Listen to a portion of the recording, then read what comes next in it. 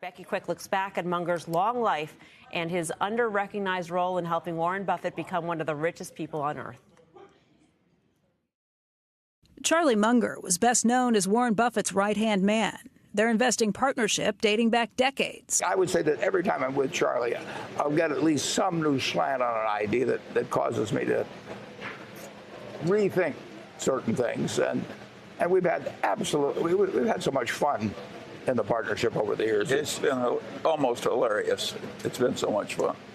Buffett credits the Berkshire Hathaway vice chairman with teaching him the importance of paying up for high-quality businesses. When he weaned me away from the idea of buying very so-so companies at very cheap prices, knowing that there was some small profit and looking for really wonderful businesses that we could buy at fair prices. It's not that much fun to buy a business where you really hope this sucker liquidates before it goes broke. The willingness to pay for quality paid off for Munger and Buffett in deals like their 1972 purchase of See's Candies and their decision in the late 1980s to buy a substantial stake in Coca-Cola. Before his Berkshire days, Munger owned his own successful investment firm and practiced law. In 1962, he and a group of attorneys founded Munger Tolles, now known as Munger Tolles & Olson, a very prominent law firm. Munger, like Buffett, grew up in Omaha, Nebraska, and as teenagers, they both worked at Buffett's grandfather's grocery store, but not at the same time, as Munger was 7 years older. It wasn't until Buffett was in his late 20s and Munger was in his mid-30s and living in California that they were introduced to each other by mutual friends. We had dinner together in 1959.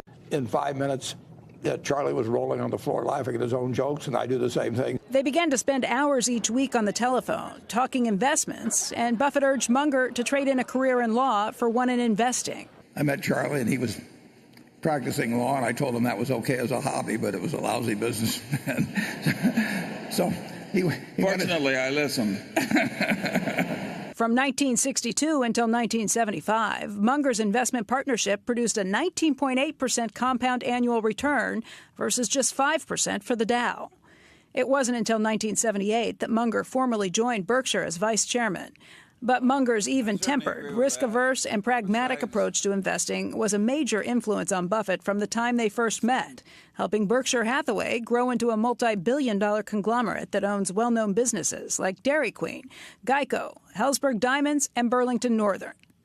Munger, however, didn't limit himself to just Berkshire. He was chairman of Wesco Financial from 1984 until 2011, when it was totally assimilated into Berkshire. During those years, he was known for his deadpan humor and straight-shooting style at shareholder meetings where he interacted at length with his investors.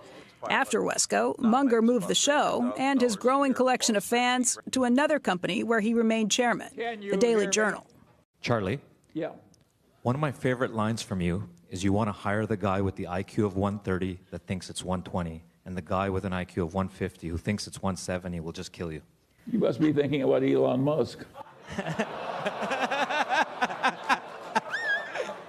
He brought his blistering one-liners to Berkshire Hathaway's annual meetings, too. What I needed to get ahead was to compete against idiots.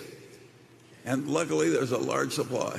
And professional traders that go into trading cryptocurrencies, it's just disgusting. It's like somebody else is trading turds and you decide I can't be left out. Charlie's big on lowering expectations. Absolutely. That's the way I got married. My wife lowered her expectations.